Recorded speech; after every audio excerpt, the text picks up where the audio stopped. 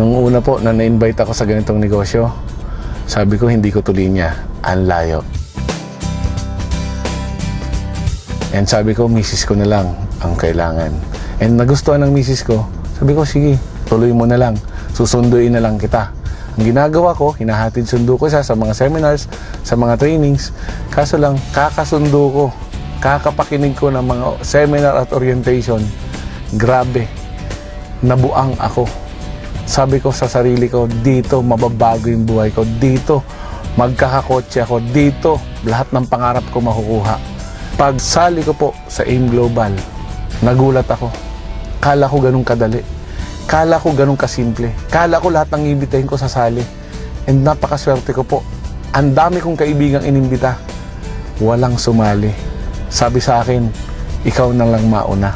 Sabi nung upline ko, karma-karma lang yan. Kasi ang tagal ko rin bago sumali. Grabe po. Sa sobra pong hirap, pagod, sakripisyo, hindi ko po alam na darating sa punto na mauubusan ka ng pamasahe. Yung lahat po palang sakripisyo na ginagawa mo, pabayaran, papalitan ng AIM Global.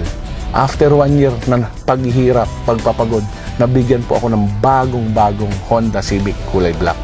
Sunod na taon, Pajero na white. And ang maganda po nun, nabigay po sa akin yung mga pangarap ko na mag-travel ng libre.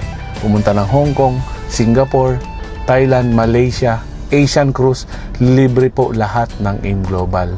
And ang pinakamaganda po nun, 2 beses na po akong nabigyan ng chance maging libreng pumunta sa Amerika. We're going to Las Vegas! To watch? To watch Manny Pacquiao! Siguro po kung hindi ko ginawa ang AIM Global, wala rin po ako ngayon. Engineer po ako.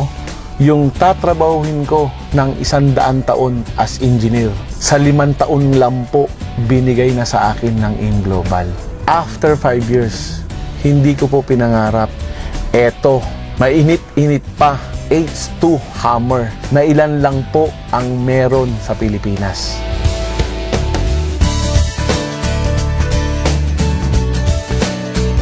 Global, number 1.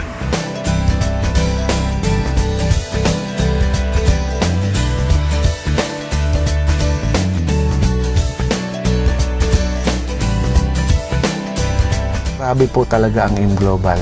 Sobrang blessing po ang ibinibigay. Sa AIM Global po, lahat posible.